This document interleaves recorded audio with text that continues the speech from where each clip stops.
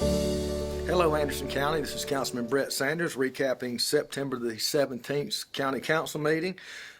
Ordinance third reading, we had sewer right-of-way that the city requested from the county, and it's basically to allow them to do some repairs and upgrades to their sewer that goes into Generosity treatment plant, and that is over next to Paul's. So that was second reading on that, and then we had second reading on a project for Greenville County, and it was to put it in the industrial park, which the industrial park is really a legal term, and it allows any of Greenville's projects that they put into the park. Anderson County gets 1% of the tax revenue generated, and it's likewise reciprocal when Anderson puts something in the park. So it was just a project to help Greenville County out, and the taxpayers here will receive 1% on Greenville's tax revenue based on that project. So glad we could help Greenville.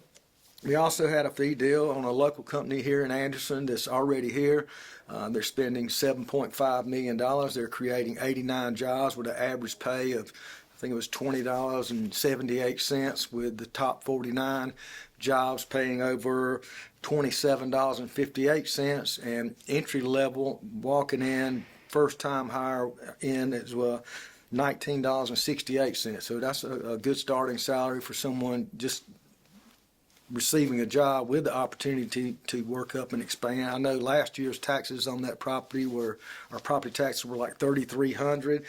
In 2024, they'll be over $36,515. So glad to see that project, a local company actually expanding.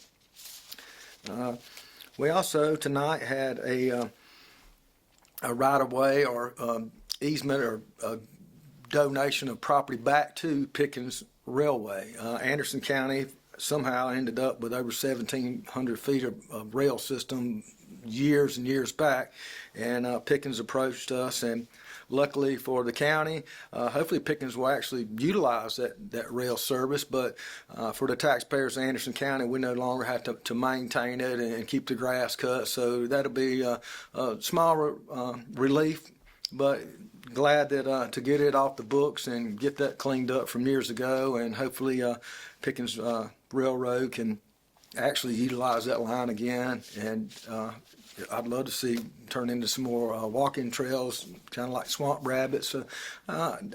Good things to think about in the long term. But one more thing tonight, we did swear in another codes enforcement officer, so I'm glad to see that we got more trained and eligible people working out and actually going out and enforcing our codes, trash, litter, abandoned homes, things of that nature, so that everyone thinks that you see a burned house, well, you can go just take it. In the county, we're not allowed to do that. They have to send the owner registered letters. You had so much time for them to respond.